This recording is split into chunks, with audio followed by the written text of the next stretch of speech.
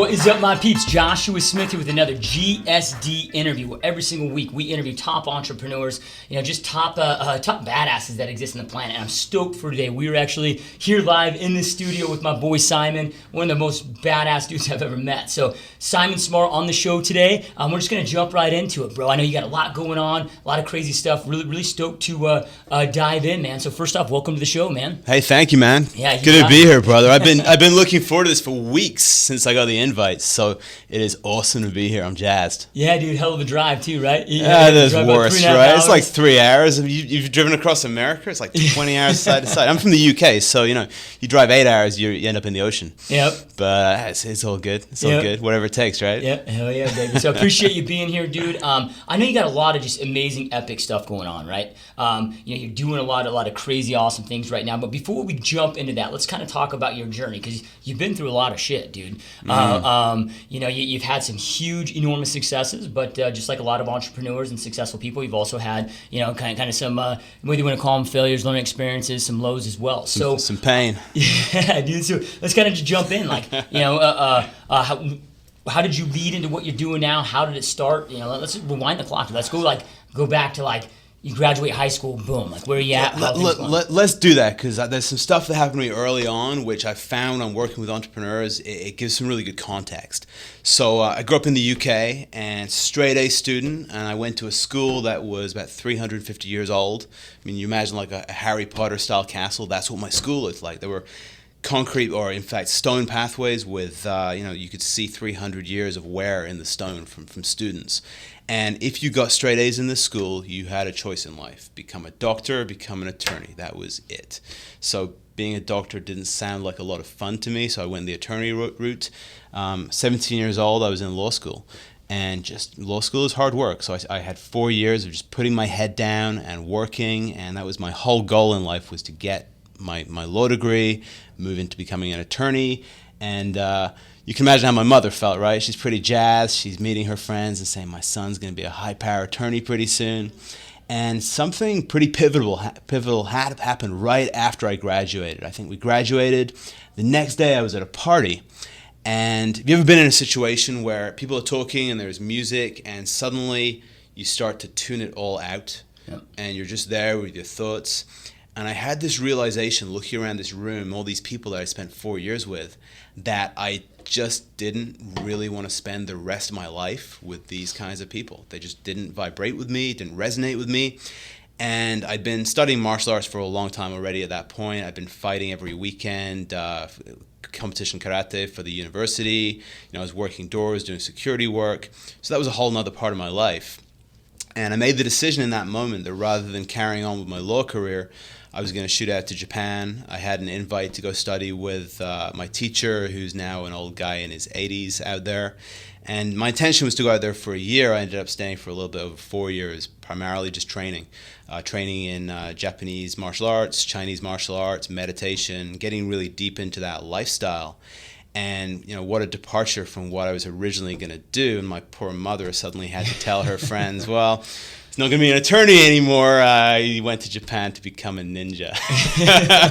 So it was just the most amazing experience. I don't know if you've been out to Asia, Japan. If you get a chance, dude, it is so different from America and the West, and it's just 100% worth a trip at some point in your life. At that point in my life, I was running with a lot of guys who were out there training as well. And in my community, there were a lot of intelligence operators, a lot of special forces guys.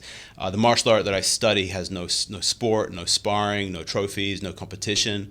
It's all 100% focused on surviving battlefield conditions. And that's why there were guys like that out there. So after I left, I was figuring out what I wanted to do next. And I got a call one day saying, hey, some of us are back in the U.S. We have some contract work.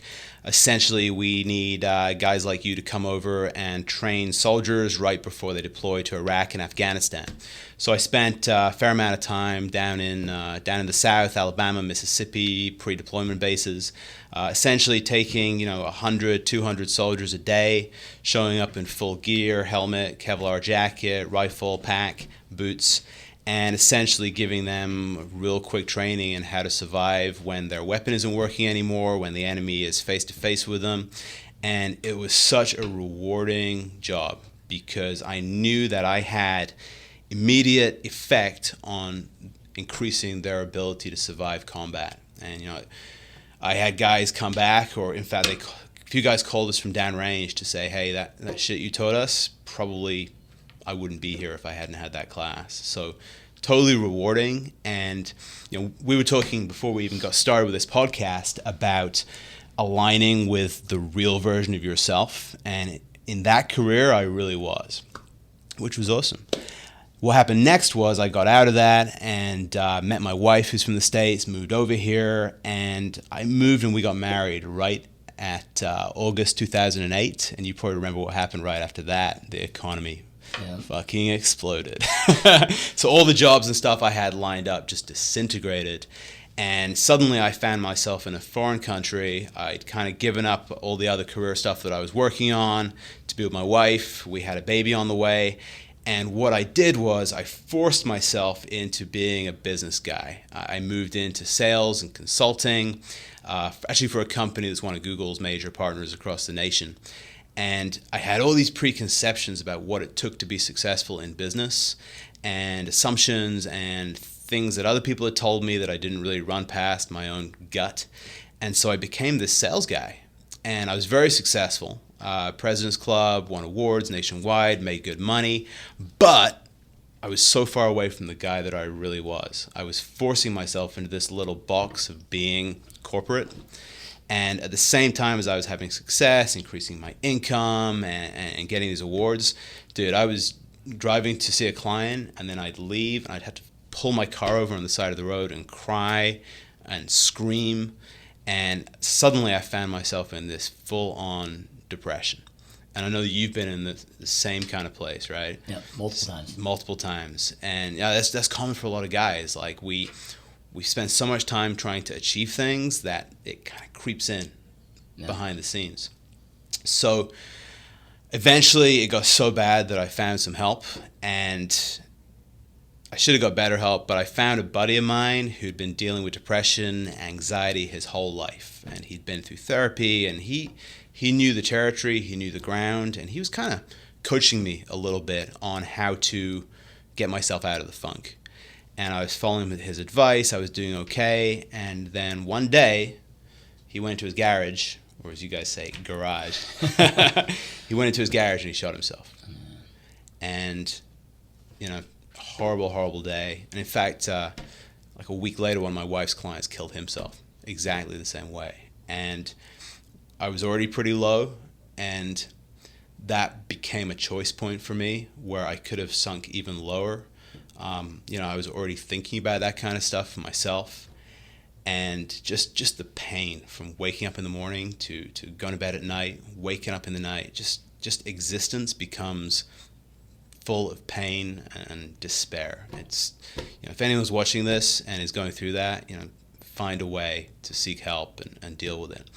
But when my buddy killed himself, what happened to me was I realized that I'd been dealing with the depression as an annoyance, something that I could kind of fight through. And I realized that this was really serious shit. I mean, this is stuff that kills guys like us. So I dedicated the next couple of years to learning everything I could about nutrition, everything I could about exercise, everything I could to add to my repertoire of meditation that I'd already been studying. I studied NLP, hypnosis, and by the end of it, I was able to totally beat the depression, get off the medication the doctor had me on, and I haven't had a bad day in probably about 2 years now, which is awesome.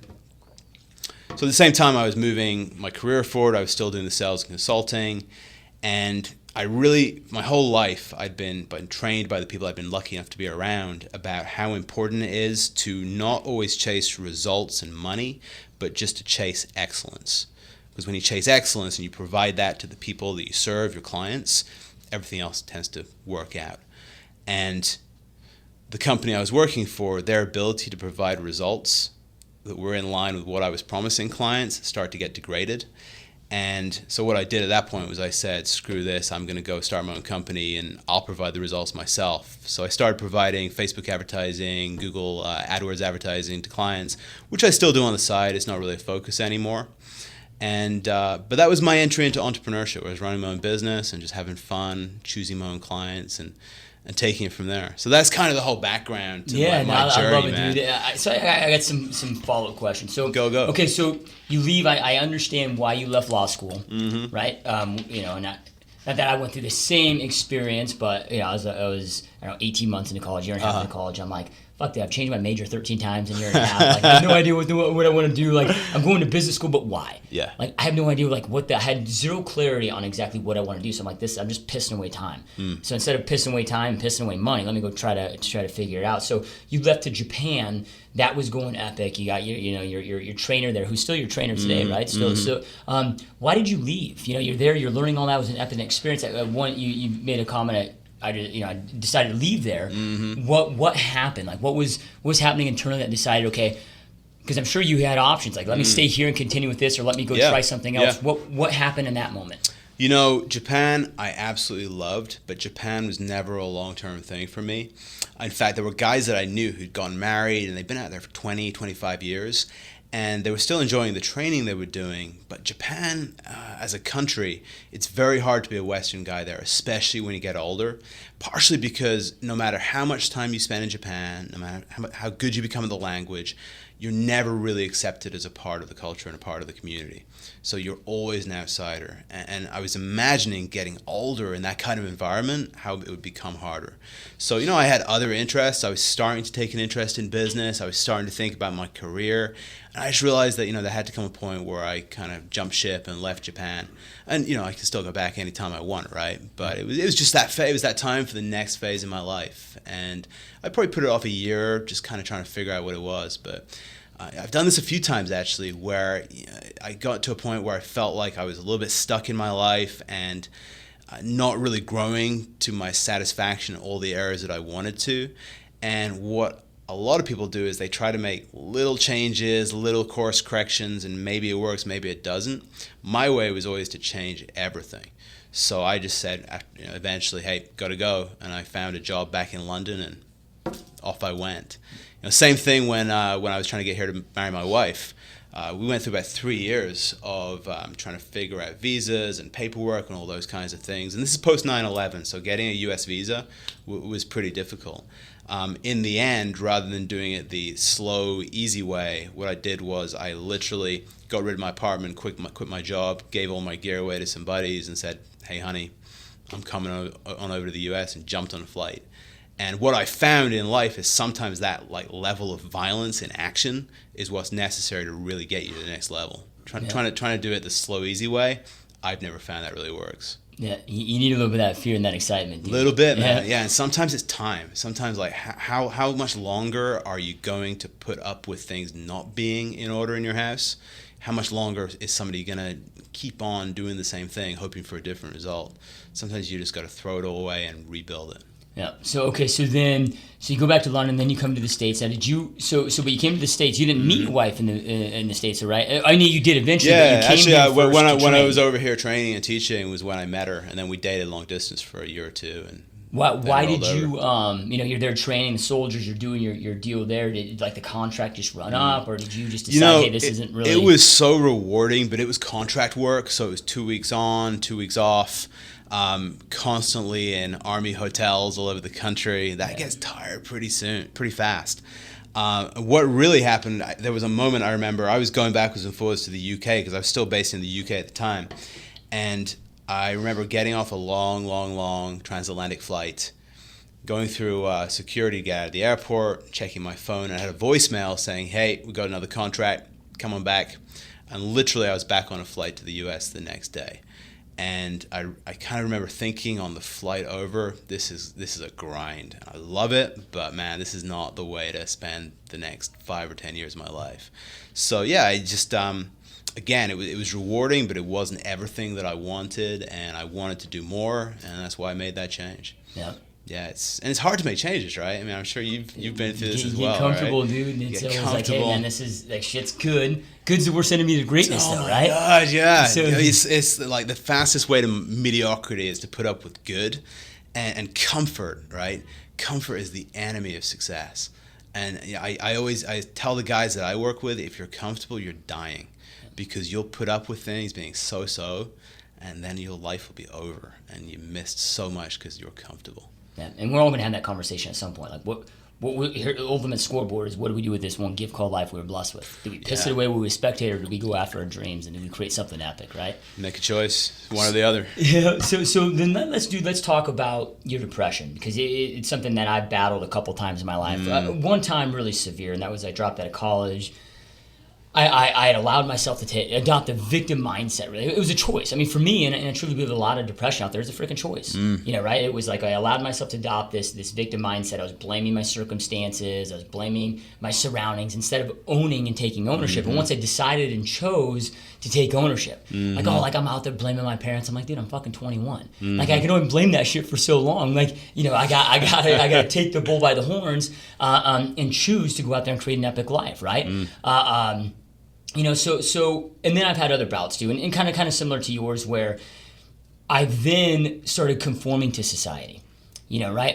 Okay, I got out of that, went and trying to find my journey, and that journey then kind of led me to entrepreneurship, to business, and I'm out there, creating a successful real estate business. I've got the nice house, the nice cars, everything on paper looks great, but deep down internally, I'm like, dude, I'm down here. I know that my full potential's up here. And I was miserable. I mean, I'm making more money than I've ever made in my life. I'm banking, $700-800 a year, but I'm just like fucking. I hate my life. I hate every aspect of it, right?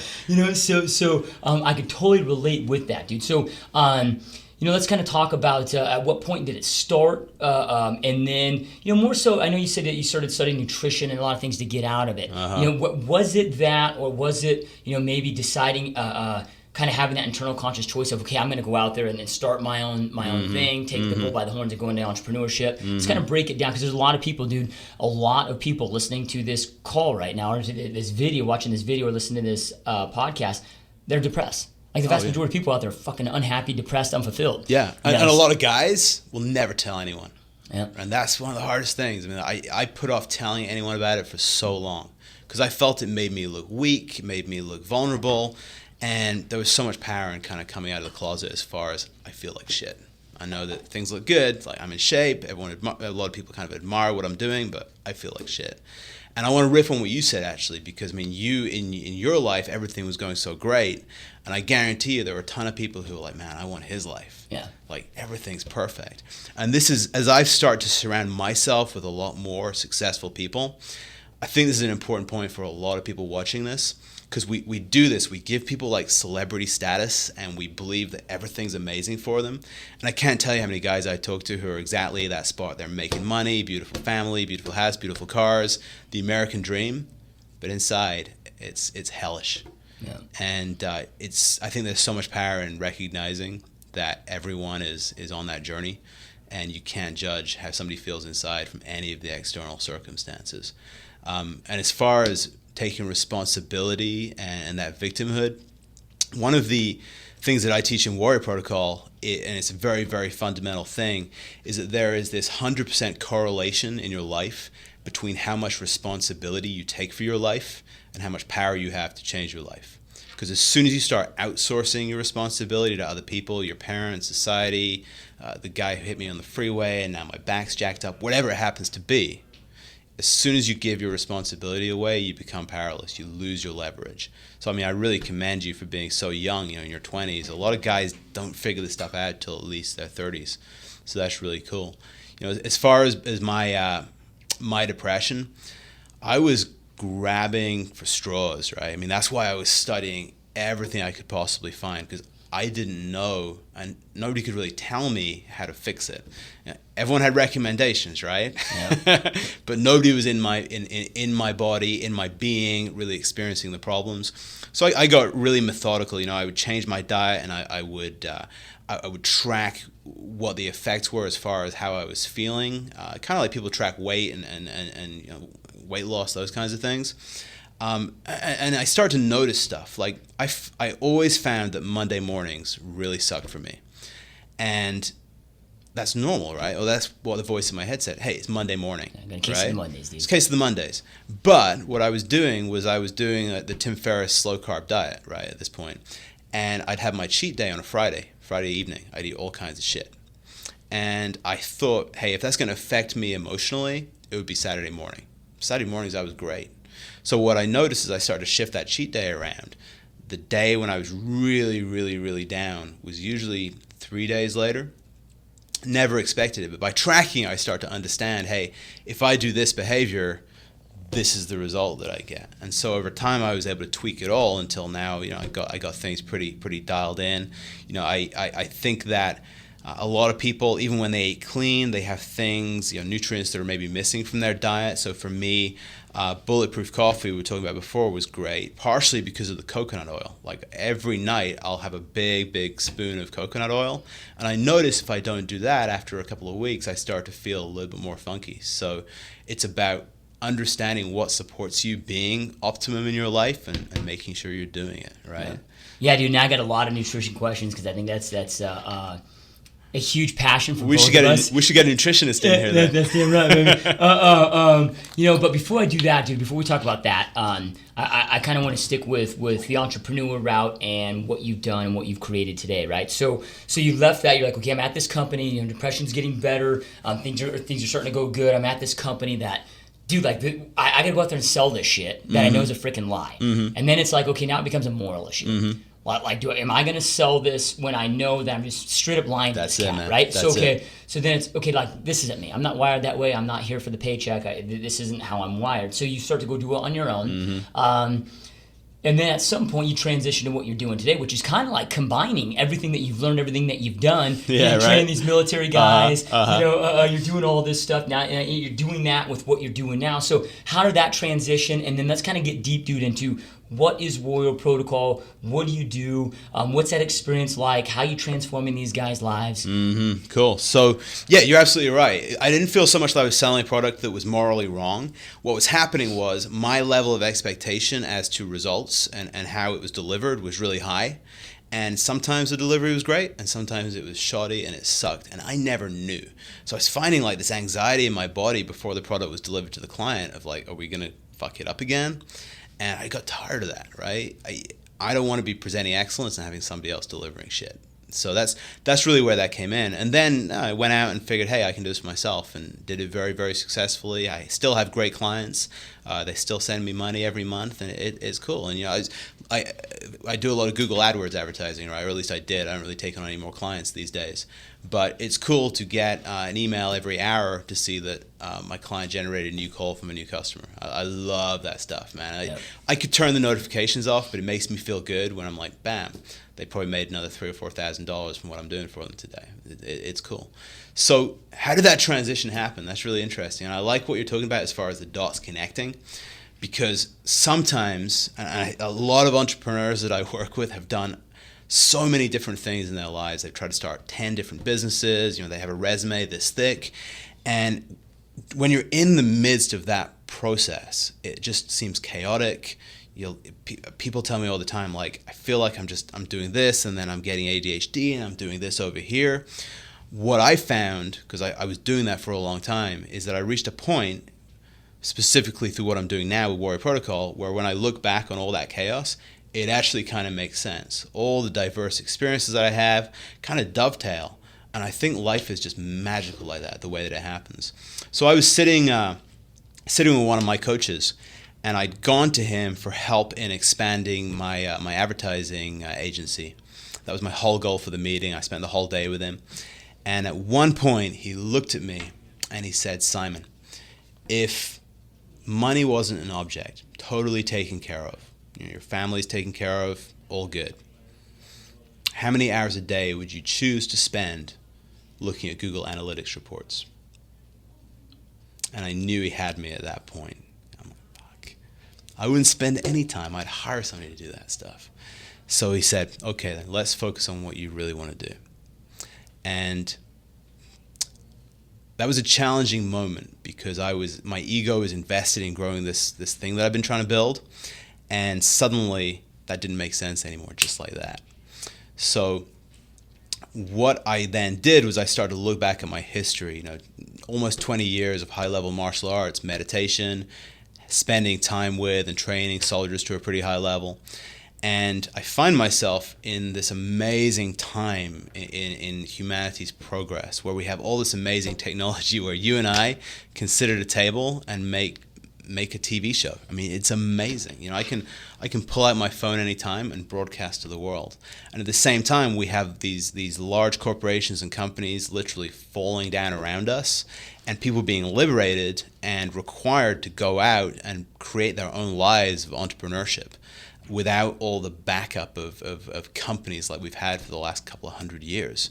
So we have all these entrepreneurs entering the marketplace who perhaps grew up in a corporate world, grew up in school, and suddenly they find themselves with no framework for how to exist. Maybe they just borrow the old framework and try to make it work. How do they make themselves have the discipline to show up on time in their own business and work hard? It's difficult when you don't have somebody pushing you.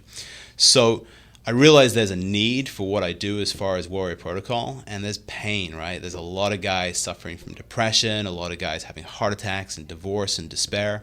So Warrior Protocol is really designed to take all my life experiences and all my expertise in this world and bring it in front of entrepreneurs and business guys so that they can do a number of things, from balancing their life to dealing with their shit, to becoming way, way, way more effective at generating income in their business, at having an amazing relationship with their wife and their kids, to being in great shape. And it's cool, we were talking about this before, when suddenly what you're doing in life is aligned with what you feel your purpose is. And I feel called at this deep, deep level to help guys who are dealing with the shit I was dealing with, where I could have done with somebody to come in and say, hey, Simon, this stuff you're doing here is good. All the rest of the stuff is fucking you up. And here's what you need to do to get back on track. That's what I do now. And I love it. It's dope, dude, because, because what happens, right? Like, we're in that state of mind. Mm-hmm. We have nobody to talk to because nobody can relate. You go see a psychiatrist that's never fucking done it. Mm-hmm. Right? Like they've never done it. They never dealt with it. They want to hype you up on a bunch of pills, a bunch of crap that doesn't work. Yep. You have nobody to go to. Like, how do you... like dudes like you and I, for example, that are like these elite drivers that we just want to push. Like, people don't get it. Like, we don't work for the money. We work because we love the grind. Like, we have these extreme personalities that most society can't get it. So then you don't have anybody you can talk to. Yeah. Right? So, no, I love it. They can go there, talk to somebody that's been through the experience and done it. So how does it work, dude? Like, is it an event where they come out with you, or like, do they come see you in Tucson? Do they come hang out with you and you guys do some live stuff, or is it all? We are literally in the most exciting phase of figuring out what works best right now. So the way that I have things set up right now is I'm working with some guys one-on-one. We're driving guys now into a group program. And the value to me of a group program is that as men, if you look at some of the Native American traditions, which I've also studied, oftentimes there was like a men's lodge in the village, which was a place where guys could go and just get shit off their chest and be men in a way that you can't always be when your family's around. So I wanted to have more of a group ability to do that, where we can just be fucking real with each other, and a guy can come in and say, I am working my ass off, and I got this pain inside of me. I just got to talk about it. So I was finding that one-on-one wasn't always delivering that. I want guys to be able to build that community. So what we have with Warrior Protocol at this particular moment is an 8-week program where I take guys through some one-on-one training and some group calls, and basically take them through what does it mean to be a warrior in the modern world, right? We're not necessarily spearing each other anymore like used to be the job. But when you have that level of intensity that you're talking to, how do you bring that level of power and intensity into the real world of your family and your business without breaking everything, right? How do you feel when you watch a movie like Gladiator or 300? Yeah, I'm fucking amped up on it. And I always correlate it to my business, but I'm like, hell yeah. Yeah, right. Guys go see a movie like that, and you come out, you want to fucking spear someone through the chest, right? Yeah, and then what do the next day? We get back in our cubicle, right? We take all that power that's inside of us, and we try to cram it into this little way of existing that we think is what is acceptable to other people. And that was one of the major drivers of my depression, was that there was this massive, powerful version of Simon here, and I was trying to cram it into this little box, and it just did not work. Now, the danger when you start bringing that power out in guys is that if it's not disciplined, it makes a mess, right? Suddenly, guys are just driving too fast on the freeway, they're drinking, they're doing drugs, they're just out of control. So the process that I was taught in the martial arts was that before you develop a lot of power, the first thing you have to do is drop ego. So I have a whole process of teaching guys through meditation, of how to get humble and quiet and be able to essentially sit still. What I found is that even a lot of high-powered entrepreneurial guys who are creating massive results in their business, one of the reasons they're so driven is the idea of just sitting still in silence with themselves is pain. Yeah, scares the shit out of them. Because suddenly all that stuff starts to come up and that voice starts to talk. So if you want to have a really high quality life, to me, one of the first things you have to do is deal with that shit. Yeah. And go inside, and I have a whole series of processes that guys can get real and in touch with that and develop a state where they're able to show up and not necessarily be the loudest, shoutiest guy in the room. Sometimes be the quietest guy in the room, right? Sometimes be able to sit back and be passive and just be content. Yeah. Now, once we've dropped that ego, now we can access real power, not fake power. So when you see a guy in the gym who's full of himself, but he's got the biceps, that's fake power, right? That's power just to show other people. When you meet somebody who's humble, like Dalai Lama or somebody who comes from that religious tradition or spiritual tradition, they're not physically imposing, but you feel this power with them. And it's amazing to be around something like that. To me, that's real power. I mean, they walk into a room and you just feel that energy. Yeah, if somebody walks into a room and this is actually one of the things that led me to doing what I'm doing, because a lot of people said that when I walk into a room, they feel that level of calmness and presence. And when you do that, it's amazing how the rest of the world reacts to you. You know, when you sit down in a client meeting and you're not full of yourself and just wanting to prove how great you are, you're actually able to be quiet and content and silent and listen to their needs and be real in the moment and be present, your results are better. You know, one of the things that a lot of guys struggle with is they'll be cranky in their business, just applying themselves full force into whatever their endeavor is, and their wife will say, "Hey, honey, I don't feel like you're interested in me anymore. You're not present with me. I feel like it's all about your work." And he'll go, "Honey, I'm working so hard for you and for the kids. That's why I do it." And he believes that. I mean, that's true. And his wife says, "I don't feel it." And they argue, right? Because he's frustrated, she's frustrated. Well, what happens next is he goes back into his office the next day or goes back to whatever he does. Half of his mind is still in the argument from the night before. And what happens next? His business starts to suffer because he's not in the business. He's not present anymore. Next thing is he has to work harder in the business to compensate. He stops paying attention to his nutrition, stops paying attention to his physical exercise. Now that goes to shit. Next, his spiritual clarity is gone. He's just full of chaos. So if you don't take care of each of those areas, eventually the whole ship sinks. So those are some of the conversations that we have in Warrior Protocol. Essentially, I take them through a 6-stage process. The first stage is what I call the warrior identity shift, and you'll probably relate to this. If somebody tags themselves with an identity, it kind of drives how they act and how they show up. So if you're an employee, that's how you show up in your mind. If you become an entrepreneur, you show up a little bit differently. But the problem with identifying yourself in this world as an entrepreneur is that it drives the behavior of working way too much, even when it becomes ineffective. So I like the identity of warrior, because a warrior is required to take care of his body. Right? If you're showing up ready for battle every day, your body better be in first-class shape. Your spirituality and your sense of clarity and connection has to be there. If you're a warrior who does business, you better kick ass in your business. And if you're a warrior who shows up with his family, you'd better make sure you're creating a safe space for them, physically and emotionally, and you're protecting and providing for them. So that identity covers, to me, all those bases. Yeah. So if we can shift a guy from where he's at right now into identifying himself in that way, automatically his results are going to start to improve across the board. Yeah, no, I love it, dude. I love it, and it's so, you know, none of it's funny, but when you're talking about that, it's like, when you're saying certain things, like I'm playing back, I don't want to say stories, but like real live shit that happened, like those real conversations with my wife. Mm-hmm. You know, "Oh, dude, all you do is work, da da da." I'm like, "The fuck's wrong with you, princess?" Yeah, like, right. Like, you got this epic life. Right. Millions of other people would trade places with you. Uh-huh. I'm like, da, da, da, da, da. But what an egotistical prick was I. Like, thank God she didn't throw me the divorce papers. She should have, but thank God she didn't. Maybe she should have. And stuck with me, right? Yeah. I'm very blessed that she stood by me. And it wasn't, I think what a lot of guys think of is oh, I gotta devote all this time. Dude, they're not fucking looking for like hours and hours a day. It's just when you're there and you talk about it with just be there in the moment, So let's kind of talk about that with your meditation, because when you're in Japan, that's kind of really where you started. And maybe you meditated before that with your martial arts, but that's kind of where it took it to the next level. How important is meditation to you? What does that look like daily? What do you coach your people on for that? And how do you feel it really plays a massive part or a part in your life, entrepreneur-wise, and the rest of your life today? Let's get to that, but I want to talk about something you just mentioned. Cool.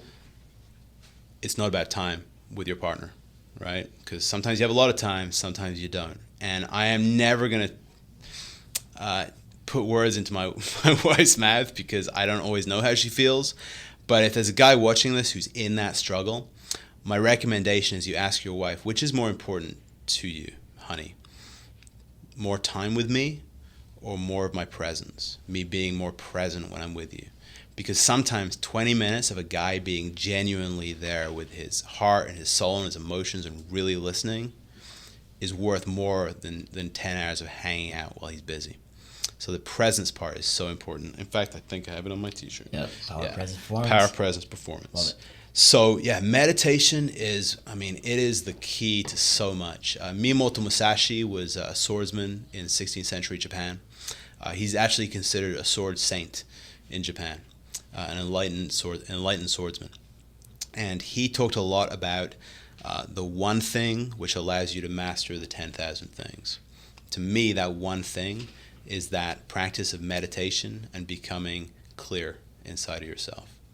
So we'll tie this back into depression, because you might find this kind of interesting. A lot of people recommend mindfulness meditation as something which helps with depression. And I took that advice, and I've been studying Zazen, which is Japanese seated Zen meditation, since I was 16 years old probably. And that's the practice of literally sitting down and becoming quiet and just observing your thoughts passing across the scene. What I found was, when I was in the depths of depression, when I was busy, I was okay. Like if I was with a client or I was working out, I was okay. When I sat and got quiet, all those bad thoughts, all those negative emotions would come up. Like a cacophony of negative voices. Baby. And it didn't help. And I'm not saying it doesn't help anyone, but for me, it did not help. So fortunately, I had a whole repertoire of, rather than passive meditation like that, active meditation. Active meditation is a little bit more in line with the warrior way of meditating. If you're a monk with 20 to 30 years in the monastery, you can sit around breathing. When you're a warrior about to go into battle, it's a different animal. There's another Japanese Zen priest from the 17th century who really tore up the entire Zen establishment, because he said to all the monks and the abbots, basically, your Zazen, your meditation is bullshit. Because it's one thing to be able to get clear and calm and centered in your monastery on the mountain, but in the midst of combat and battle, when there are 3 guys trying to take your head, if your meditation doesn't hold up, it isn't worth shit in the first place. So the warrior way of meditating is to be able to become extremely calm and clear in the midst of action, in the midst of chaos. And some of the active meditations, for example, and I'll give you a link in your show notes for some of this stuff if you're interested, is to sit and close your eyes and breathe and get centered, but then to move energy, move feelings, move emotions around your body and around your being in a way that opens up a lot of the traditional Chinese meridians, energy lines. And so that kind of meditation, you're actually sitting there doing something. And you're doing something very positive with a very defined positive benefit, but you're not just sitting there with all your negative shit coming up. So what's an example of that? Like you're breathing okay, is it okay, I'm going to close my eyes, okay, I'm going to feel my feet, then my calves, then my knees, then my hamstrings, then my is that... That's a basic level of it. Let's go. 30 seconds right now. Close your eyes. Yeah. Okay, so what I want you to do, Josh, is take a couple of deep breaths and just start to get very, very centered. I want you to feel your toes and wiggle your toes. At the same time, I want you to think of a time in your life when you were laughing so much that you were literally rolling on the floor, feeling like your stomach was about to burst open. It was so funny. Kind of give me a little nod when you can think of a time like that. So now, get that feeling, get really intense into that feeling, and take away the situation, take away the people. Just get that energy of that laughter, and let it be in your toes. Take that energy of that gut-busting laughter and move it slowly into your feet, the balls of your feet, your heels. As you breathe, just allow that feeling to move up into your ankles, your shins, up to your knees. So your whole body is filling up with that feeling, up into your thighs, and your hips, and your man parts. Up your back, into your stomach, through your guts, and let it become with each breath more intense, that gut-busting laughter, into your chest and your heart, your shoulders. Let it flow like water down your arms, your elbows, your wrists. Wiggle your fingers and feel that feeling filling your hands. Back up your arms, into your neck, your throat, up to the top of your head, past your ears, your forehead, your eyes. Move that feeling into your mouth and get some saliva, wash it around your mouth. Mix the saliva with that feeling of gut-busting laughter and just swallow it down into your belly. Let it be in your belly and breathe with it. Let it expand to just fill up your entire being.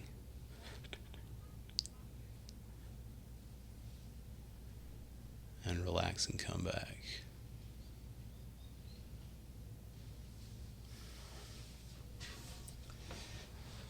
A little bit more active, right? It was awesome, dude. So yeah, I take some of that stuff. That's actually a Taoist meditation technique from China.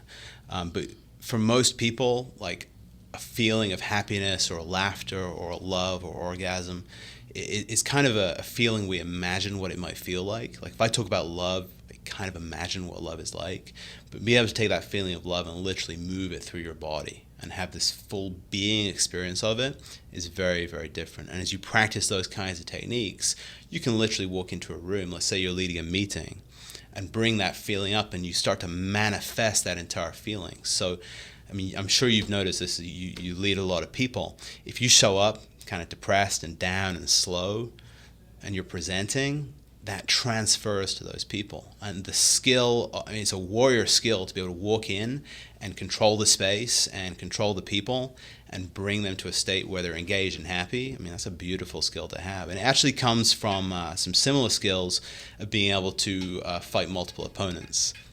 In martial arts, there's always two sides of a coin. So, nutrition and poison are two sides of the same coin, right? Massage and hitting pressure points, two sides of the same coin. Fighting multiple opponents at once and controlling how they move with each other, and training a team, two sides of the same coin. Yeah, I love that, dude. And so when you're doing meditation, like let's say you've got, so maybe it's just somebody that's listening, entrepreneur right now that hopefully goes and looks into your warrior protocol, whatever. But maybe it's somebody that is at the point where they can do that or financially afford it or whatever it may be, but they want to get involved in meditation. Is there any like apps or like what do you recommend, like a Headspace? Yeah, you meditate like 5 minutes a day. Yeah, I checked out Headspace because people are asking me about it. It's actually pretty good. I liked it. It's a really gentle intro into meditation. There's actually something which I like even more because I have some guys that when I'm talking to them, they jump straight into the meditation. They love it. And what I also find is a lot of type A entrepreneurs, they struggle because they sit down to meditate and something amazing doesn't happen immediately. It's just like going to the gym, right? You have to go consistently for a long time to see major results. But I use a HeartMath Inner Balance device. I don't know if you've heard of it. It's actually pretty neat. There's an app on your phone and you plug it in and then there's a cable that runs to your ear and it picks up your pulse. And there's something called heart rate variability. To keep it simple, in a nutshell, in a calm person who's very centered, the heart rate isn't just slow, it's irregular. So when you're under stress, it's very fast, like that. When you're very calm and centered, it's doom, doom, doom, doom, boom. And so this device essentially measures how variable your heart rate is, and you can see it on the screen on a graph. And it gives you a score when you get more centered and more calm. So a lot of my guys like this. I actually, as part of Warrior Protocol, they get one of these devices because it's an easy way. If they have 10 minutes, they pull out their phone, they connect. And rather than doing meditation and seeing results long term and having to have that faith in the process, when they're beginning, they can see their scores and their ability to affect the graph getting better fast. That's a cool device. It's a heart math HRV monitor. Well, and it's good for entrepreneurs because these guys are like, just show me the matrix. Yeah, that's it. There's got to be an app for everything, right? There's finally an app for meditation. Now, do you do anything like that? Recently, I started going into the flotation tank, dude. Nice. You know, have you? Nice. So I do it once a week for an hour. It's been a pretty dope experience. Yeah. It's like that. I mean, I meditate every morning for about 10, 15 minutes, but it's like that 1 hour where, dude, like I'm out. Like I'm forced to be away from everything and shit. If I could, if this keeps going well, the next step is just getting a bad boy in my house. Do you do anything like that? Yeah, I have it. I've done it. I did a flotation device years ago, and it's really, really cool. I actually would kind of like to try it out again. I've had other experiences. I trained in some Native American traditions where we do sweat lodge. And when you're in a dark sweat lodge and you've been praying and fasting for a day or more, I've had similar experiences because you're sitting in the dark, you're sensory deprived, and even though when you get into a lodge and just like getting into one of the flotation devices, it feels kind of small, and people often think it's going to be claustrophobic. You've probably found this. It's amazing how suddenly the space expands infinitely in different directions. And meditation is the same. I mean, when you sit in meditation and you get used to it, to the point where you're not feeling pain in your knees, it's amazing the sense of space that opens up inside of us. And really, as human beings, we almost live in two worlds, right? We have, when our eyes are open, we have all the stuff happening around us, the table, the water, the cameras. But when we close our eyes and really relax, there's this space inside of us. And part of the goal of meditation is not to just allow us to access that space faster, but to expand it. And so as you meditate better, that space becomes massive. And then the real trick is to be able to be in both at the same time. So that way you can be having a great conversation with somebody, but also you're very calm and you're maybe getting information and you're picking up on small cues and you're just really, really aligned in the moment. And that actually ties into what we were talking about before about the benefits of meditation. I mean, obviously it's great to be calm and centered and not like stressed out, going crazy, having a heart attack. But what I've also found is that when I get more centered and more present, my performance improves. So when I go for a run and I drop into meditation, I can run a really long way without all the excuses of why I have to stop coming up. Likewise, if I'm sitting with a potential client, if you imagine yourself coming in stressed out, your mind is all over the place, your heart is just full of that chaos. What happens in a client meeting, if you're a realtor or something like that, maybe you're doing a listing meeting, you're just trying to tell about yourself, right? You're just trying to convince the other person that they should do business with you, rather than sitting quietly and paying attention to what their needs are, not just what they're saying their needs are, but what their real needs are. And when you have that ability to really connect with another person at a really deep level, so that they trust you more because they feel like you're present, business becomes easier. At the same time, when you're centered and you're aligned with your power and you're moving down the path that has been given to you by God or creation, what I found is that everything else in creation will come behind you to support you. A friend of mine put this a really great way the other day. He said that when you're off your path in life, things become fucking hard. Nothing works. It's frustrating. That's how we end up in all those little tunnels of depression and bankruptcy and all that stuff. When you get really clear through meditation and other practices on really who you are, who you desire to show up as in the world, and you start to live with that every moment of every day, it's amazing how the universe starts to support. You meet the connection, you win the contract, whatever it happens to be. Yeah, you get clarity on what you want. The universe just clears that path, dude. That's it. And people don't realize how fucked up they are. Dude, let's just be real here.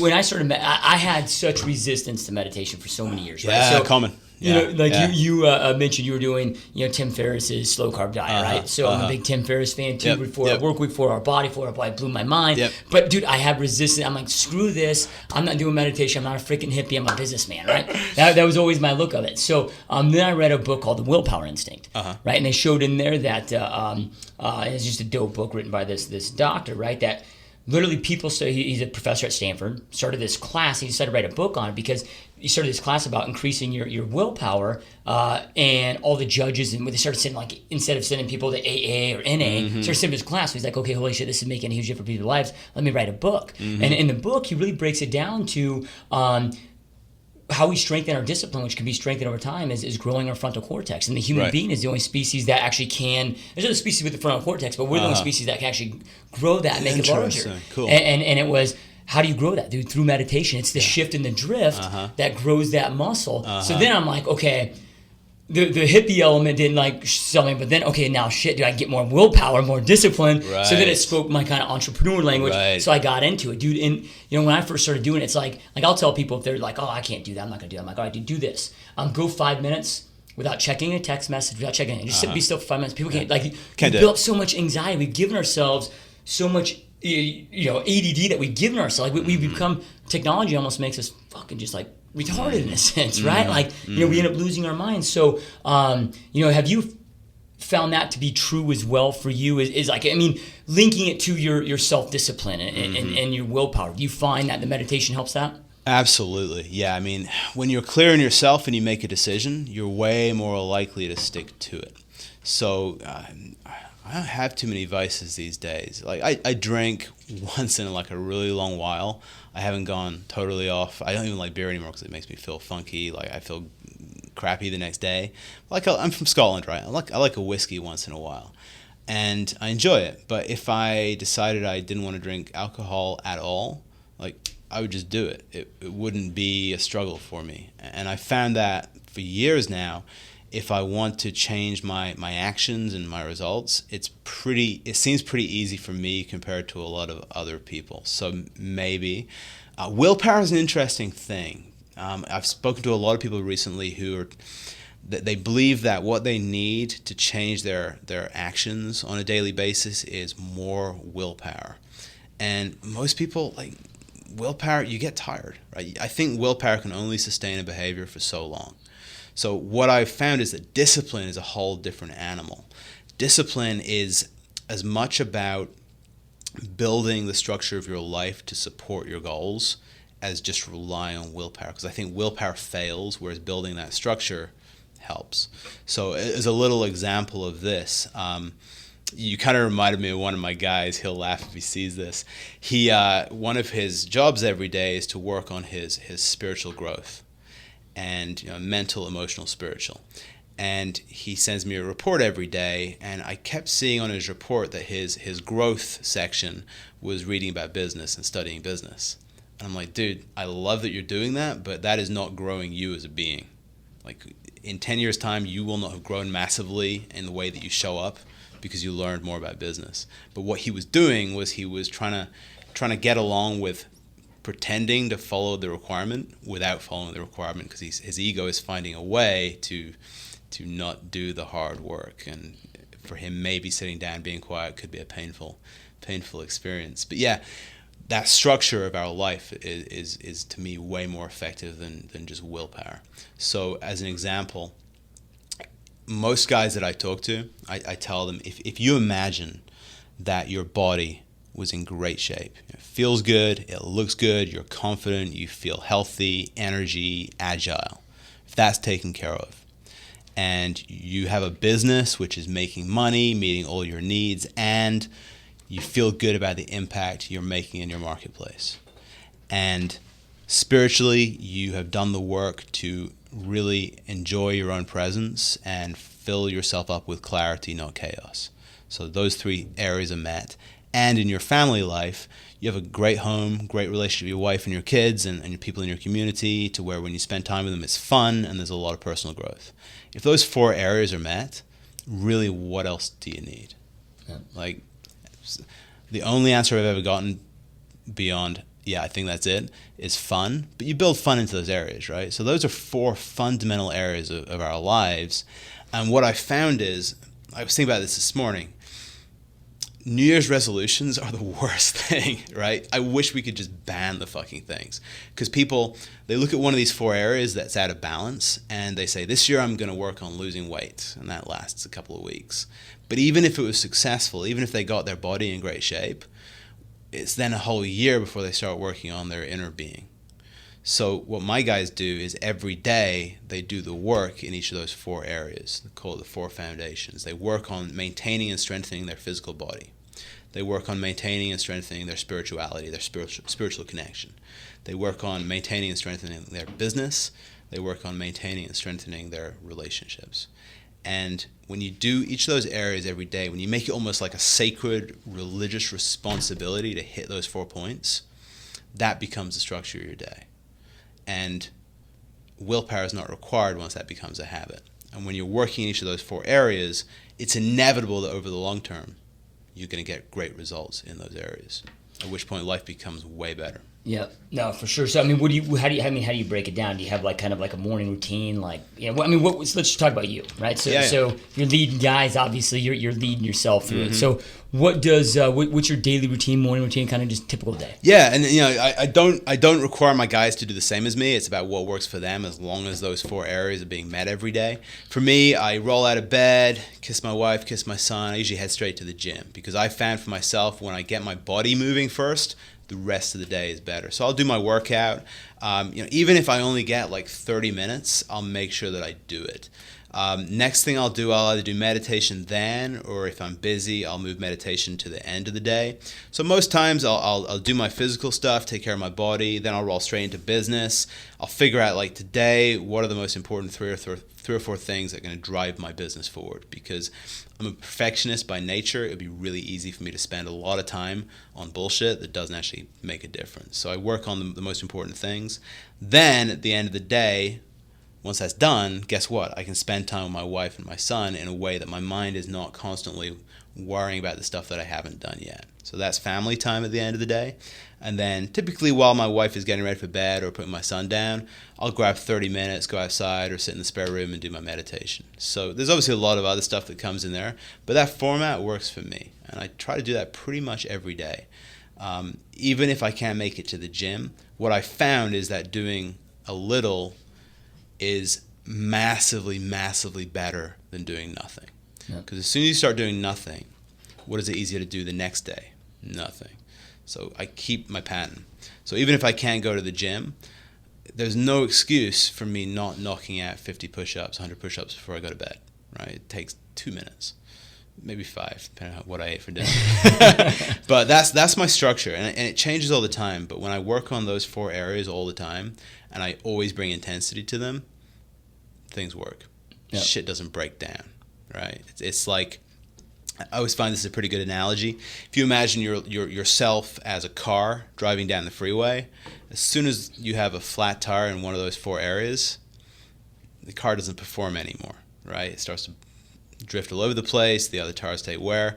If you're living a life where you're kind of spending time with your family and then doing your business and nothing else, it's like driving a car with 2 flat tires, and that's when guys get into trouble.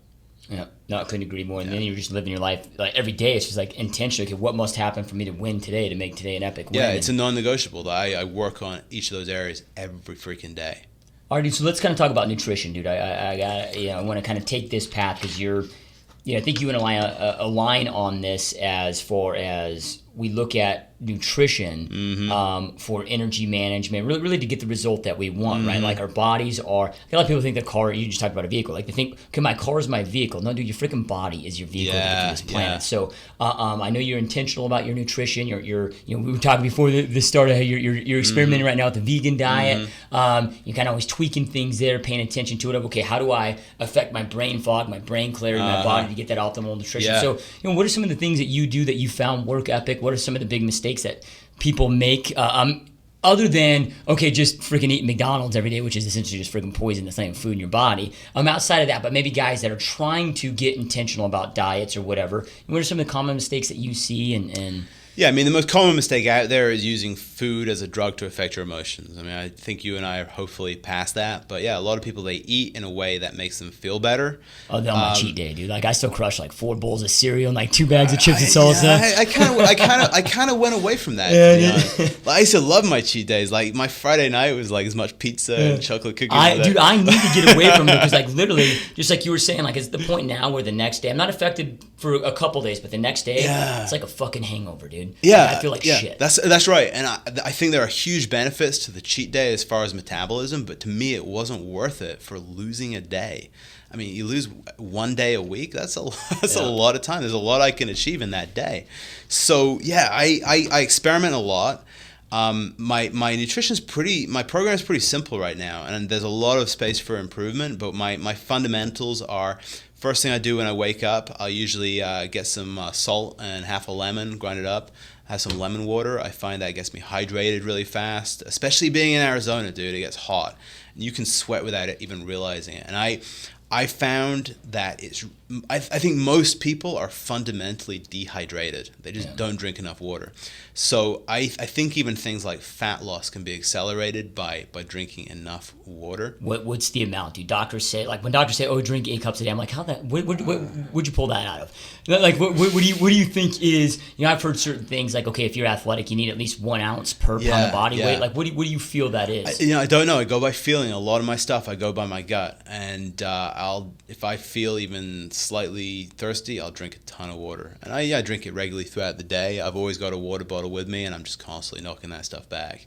If I'm working out more or like doing a long run, I'll even start hydrating the day before if I know I'm going to be doing that. But yeah, I'm not sure where some of these statistics come from. I always get a little bit suspicious. So, doctor, it's 8 cups of water and then 8 hours of sleep at night. And I'm like, both are total bullshit. Like, I'm like, where are you guys pulling this shit out of, dude?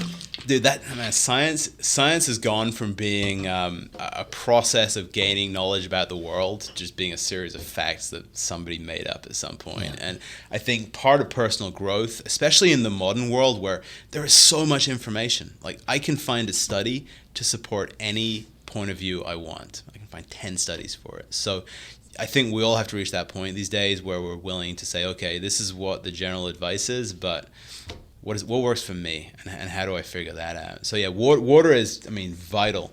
I almost sometimes I imagine the human body as like a filter, and we take in so many toxins, especially if we're eating badly, but even if we're not, chlorine in the tap water if you live in the city, the fumes you're inhaling, there's a lot of poisons that just get into our body.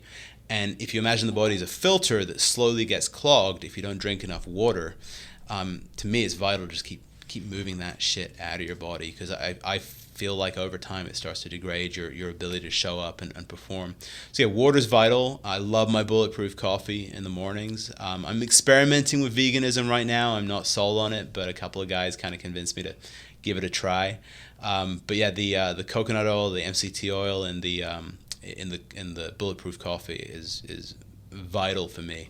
If I go probably more than a week without enough coconut oil and those kind of long chain amino acids, I immediately notice my brain starting to fog up a little bit. So I'm not sure why that is. It may be me, but yeah, that's religious for me. Every day I have to do plenty of that. And then I'll normally have a green smoothie, plenty of green, less fruit. Green smoothie, like are you doing like the vitamin style? Are you juicing or? I'm a simple guy, right? So I take my NutriBullet and I fill it up with spinach, maybe a couple of blueberries, a little bit of ginger, blend it, drink it. Simple. Like I know I could spend hours like figuring out the precise mix of what is best, but there's that point of diminishing returns. I know if I'm throwing all that stuff in there and blending it and drinking it, I know I feel better instantly. So that's usually my morning. Then I don't really eat until lunchtime, typically. Then I'll right now I'm trying to stay vegetarian, so I'll do salad and protein like tofu or something like that. Pretty simple, usually on the run if I'm meeting with clients and stuff. And then dinner, I'll get home and we'll make.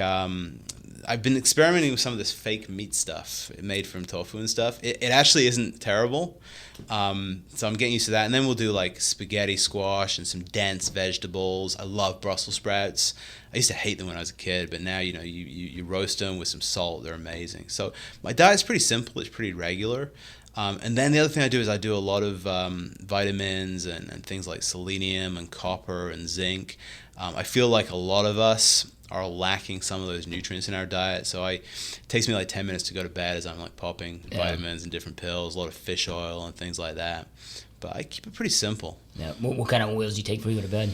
I usually have a good spoonful of coconut oil again before I go to bed.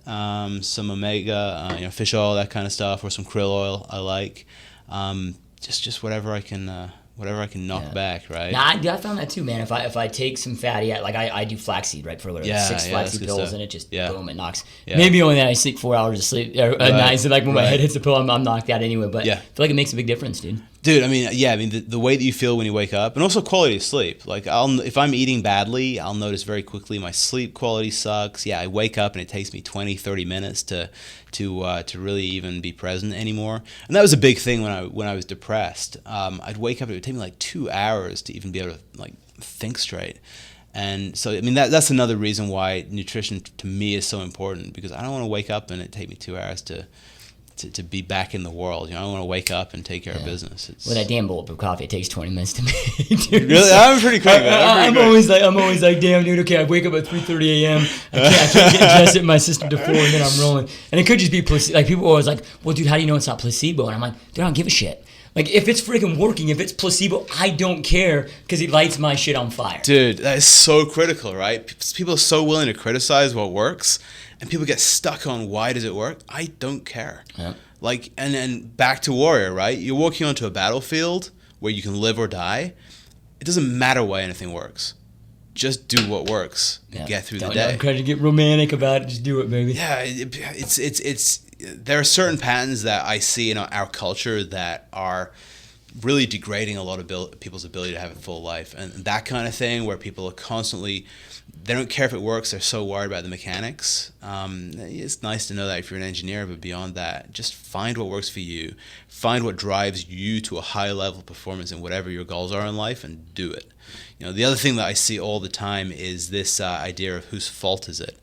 I see this in business a lot, where something doesn't work out, and then the next automatic, unexamined part of the conversation is whose fault is it, what went wrong. And the nice thing about that warrior battlefield metaphor is that if you imagine yourself taking fire on the battlefield and things are going to shit, how much time do you have to talk about whose fault it is? 0. Does it matter? Right. Like, it's in the past. It doesn't matter. I don't care. What are we going to do now? Like, where do we want to get to? Where are we? What's the process? And if more people would spend more time focusing on that, it'd be a better world, and people would get better results. Yeah. Same in business, dude. I mean, people, especially entrepreneurs starting their businesses, it's not an easy road. There is a million things that can derail you and go wrong. And as soon as you start to even devote a little bit of your time to wondering whose fault it was, did I get bad advice? Did I not implement it right? That's all bullshit. None of it matters. If it didn't work, move on to the next thing. Try again.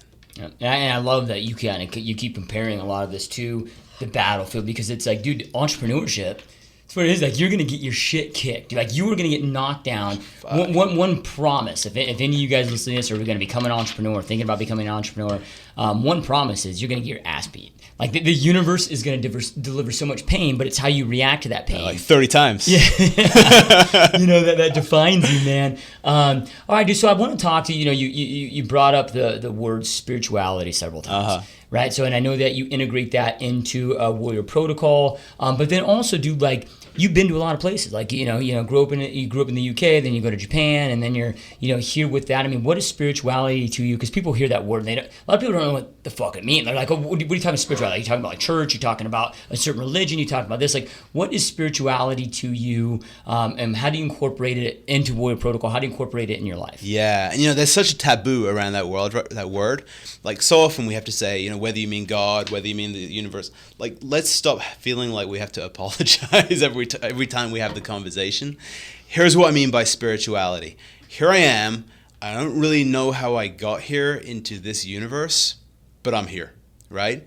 I believe I came from somewhere. I believe there's a higher power. There's no way I could become big enough to give it a label or a name or describe it. I typically think of it as creator, something outside of creation where we came from. So it's really easy once you're in the mix of this world, which is so full of chaos, to get disconnected from that.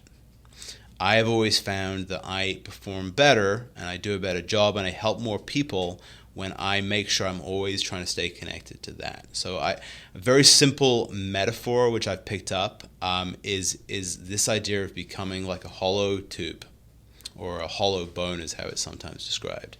So when we're full of ego and self-concern and our power and our mind is caught up in regret, things that should have been, things that should be, or we're just distracted by the noise of the world, we become disconnected. So I was taught a long process of letting go of your ego, letting go of distraction, becoming quiet, and then when you do, you can begin to connect. And when you begin to connect, you start to receive more power, you start to receive more information, you show up more full, more connected. That's what I mean by spirituality. I don't think, it seems to be the habit of humans that we want to describe and label everything. Yeah. I think there's some value in that, but then that can become its own pursuit. So I grew up in the Church of Scotland, which is all fire and brimstone, and you're going to hell regardless of how good a person you are. And that kind of put me off organized religion. I have a lot of friends who still love that, and I think we're all in our own process. One person who's Buddhist, one person who's Christian, one person who's, quote, spiritual, they're all trying to connect with the same thing. It's just different language. Yep. And it's sad to see people disconnect over it from each other, because none of us really have the answers. All we really have is our own inner experience and our feelings about things. And typically when people really get past all the labels, we're all describing the same experience. We're all here feeling a little lost and a little disconnected and hoping to connect to something better. And the question then becomes, how does it drive your life? How does it help you show up? And our conversation about how do you move from who you are today. And I think most of us, we feel in ourselves like there's more. Not necessarily more stuff, maybe not even more experiences, but just we can become more. And so there's this distance between who we are today and that full, level 10 version of ourselves. And getting from here to here is the main question. And if your spirituality helps you to do that and cross that gap, get spiritual. Yeah. If it's a distraction for you, don't get spiritual. Yeah.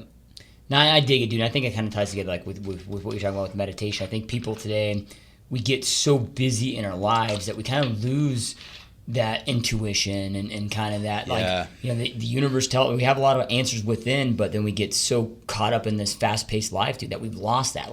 Our ancestors were just so much more in tune with it, and we think that we become smarter because we're such an advanced society, but right. But then you start, I don't know if you study the pyramids a lot and whatnot, but then you're like, okay, dude, we are not the most advanced society that's existed on this planet. There are people at some point that were far, far more advanced. Yeah. I felt that way as well. I think our history as we know it might not be the whole picture. Yeah. And that intuition piece is so important. Again, for entrepreneurs, there is so much information out there. I mean, there's a million different courses, a million different products, a million different platforms for your message, whatever it happens to be. And, how do you pick one? How do you know you're picking the best one? Well, you really don't. So that ability to just go inside and check your gut and see what feels right for you in that moment is such an important thing. To be able to navigate all that chaos, there really is no map, right? There are guides out there, but for you, your map is different from my map, and you've got to have that internal compass. And if you're not making sure that compass is working, you're going to get lost. Yeah, I mean that's my feeling on it. And then the last part of that spirituality conversation for me, again, it comes back to what drives you to get better results. And I don't share this with many people, but I will, because I feel like you're kind of on the same page. I don't know if I'll die tomorrow or years from now. One of the valuable parts of that warriorship conversation is that you have to kind of assume today might be my last day. Death takes people all the time, and am I prepared? And you may not have as much time as you think you do. You know, I do not want my last breath to be spent thinking, shit, I thought I had more time. Yeah. I didn't. And then, you know, when I show up in front of my Creator at the end of the day, I want to be able to just kind of bow my head and say, Father, you know, I became everything that you needed me to become. You know, where are you going to send me next? What's my next deployment? Yeah, I love it, dude. I love it. So, what do you personally do then? You know, because you kind of talked about, okay, you know, it's all about here's where I am. I'm going to operate my full potential, and you keep, you know, I kind of refer to as leveling up. Like, and then once you've leveled, that never really stops. It's a lifelong journey. It is, yeah. Because then you hit this, you know, you're like, okay, dude, I want to make $10 million. Then you make $10 million. Okay, that was epic. I'm gonna celebrate for 30 seconds. Now let me go make 25. Right? Yeah. So how are you leveling up in your, like, I mean, what's your process? Is it something that you analyze daily, you reflect on daily? How are you making sure personally is you that you're constantly leveling up and taking it to the It's next definitely level? daily reflection, but you know, we can get stuck in our comfort zone so easily. If you think of what I imagine oftentimes is like a cocoon. And we're stuck in this cocoon, and the cocoon is essentially made from our patterns and our habits of doing the same thing every day, spending time with the same people, thinking the same thoughts, being in the same business. And leveling up is about shattering that cocoon and moving to the next level. So, I mean, one of the best ways to do that I've ever come across is up-leveling who you spend time with, because you'll always catch up. So, I mean, it's exactly that. You go out and make $10 million. Well, now you're spending time with guys who make $50 million. So it's natural that you're going to say, okay, there is a next level. Like if you made $10 million and still hung around with the people, you know, from high school, you'd probably stop. Yeah. I think it'd be really hard to keep going. In fact, you'd probably start to backtrack, because that's part of life. If you're not moving forward and growing, you're always decaying. You know, even simple things like not working out. You know, I had a guy the other day say, I'm having a hard time working out every day because there's no short-term consequence. Like, I didn't get fat the next day. And my response to that is, true, there was no dramatic consequence. But here's the consequence. You are weaker today than you were yesterday. That's a consequence. If you do it again, you'll be weaker tomorrow than you were yesterday. So, yeah, constantly improving yourself is important. And, yeah, surrounding yourself with like mastermind groups. I'm sure you're a part of a few. Putting yourself in an environment where you go from being the big dog, you know, because I mean, we both had the experience where we walk into a room and everyone's like, man, this guy's awesome, he makes good money, he's in shape, and you can kind of enjoy the adulation of that, but that's just bullshit, that's just ego. Putting yourself in the room where you're the least performing person, you'll always put yourself to the next level. Yep. Key. No, I love it, dude. Love it. So, you know, what's next for you, bro? I mean, you've come a hell of a long way, dude. It's been a wild journey, man. I really enjoyed all of our time together here. You know, what's kind of next for you? I mean, what's your vision for Warrior Protocol? I mean, it's obvious, dude, that you are somebody that gets fulfillment in life.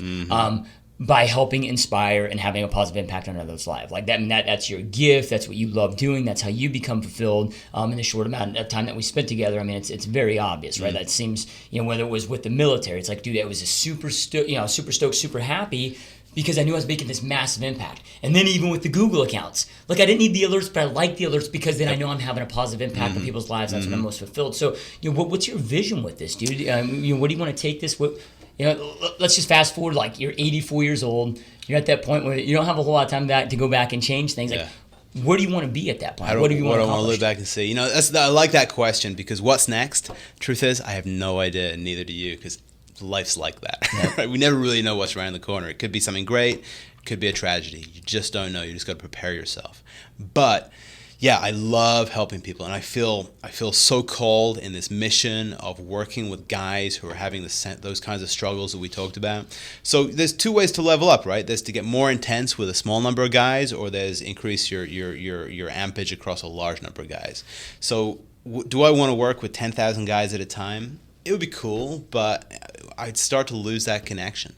What I want to start doing is, as I'm slowly building this community of guys who are speaking my language, and you know, we're surrounding ourselves with guys who, just like you, are determined to get high level results across their life. Now, I have this idea of doing events. where we get 10 or 20 guys who are intense as hell, and we spend a day working on ourselves, like really getting deep and dealing with our shit and getting rid of all those barriers to greatness. And then the next day, with all that crap out of the way, we really figure out who are we now and what does that mean for our business and our message and our impact. And then day 3, I want to go out and shoot guns and race cars and muscle cars and stuff like that. I mean, to me, that would be just a blast. So that's something I'm probably going to start moving towards, maybe towards the end of the year next year. But right now, I'm kind of just enjoying like what I'm doing. I could probably grow the business a little bit faster. I could automate it, but to me, being in the trenches with my guys and helping them with their struggles, that's where I'm at today. So I'm really working on getting better at my craft. And that to me is a fun process. The fact that the guys I'm working with get a lot of access to me means that I really, I understand their struggles and their problems better, and it helps me like sharpen my blade of how do I get them out of that into moving fast and having success faster. And I'm not really thinking much further than that right now. Yeah. I have 100% confidence in the universe. As I deliver more value and help more guys, money will be fine. And the really cool thing about this, the guy who helped me make that transition from advertising expert to what I'm doing now, Nick Unsworth, I don't know if you're familiar with him, he's done something very smart that I'd never considered. His business, Life on Fire, requires him to balance his life, because as soon as he starts becoming that workaholic, it's no longer a life on fire. Like the name of the business keeps him in balance. And so what I've built, or what I'm building right now, it requires me to level up. I mean, it's not a choice for me. I have to fucking level up across the board. And when I was intimidated by starting to do what I'm doing now, that was what really drew me in, was if I'm going to teach guys to become physically more present, what do I have to do? Yeah. If I'm going to teach guys to become spiritually more clear and connected, what do I have to do? If I'm going to teach guys to hit the next level of their business and the next level after that, what do I have to do? And, for me, one of the hardest parts, because I'm very far from an expert in this space, if I'm going to create the most amazing relationship possible with my wife and teach that to other guys, I have to learn it. And that right now is like the best part of this whole process and journey. Yeah. Yeah, I love it, dude. I love it, man. Yeah, if you're going to try to lead others, you got to lead yourself. And unfortunately, so many coaches, dude. So many coaches out there. They put on this front. Right. But, dude, they're these huge fucking charlatans. Mm-hmm. Like, you would never, if you knew the shit that really happened, you would never in a million years trade places with these homeboys. Oh, God, yeah. But you're forking all this money to them.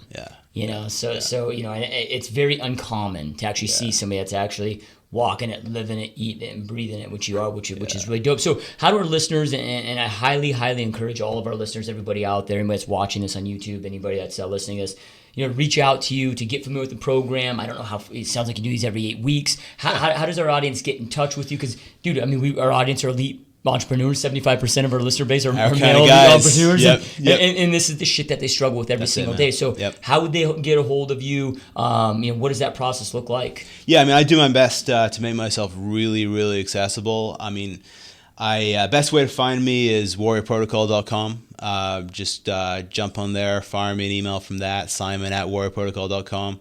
I use Facebook a lot, so I check Facebook pretty much daily. Friend me on Facebook, send me a message, get to know me. And this is kind of like the anti-fucking entrepreneur in me, right? One of the things I'm doing a lot of right now is essentially free calls with guys. So they'll message me, hey, I'm struggling with this, and this in my life. And what I do is just get on the phone with them, spend an hour with them and help them get really, really clear on where they're actually stuck, not where they think they're stuck. And what is it costing them, and what do they need to do to make that change? And obviously that leads into my business, and some of them choose to work with me long term, but sometimes they don't. Sometimes they don't have the finances, or sometimes it's just not the right timing. And it's fascinating, like watching my own inner state.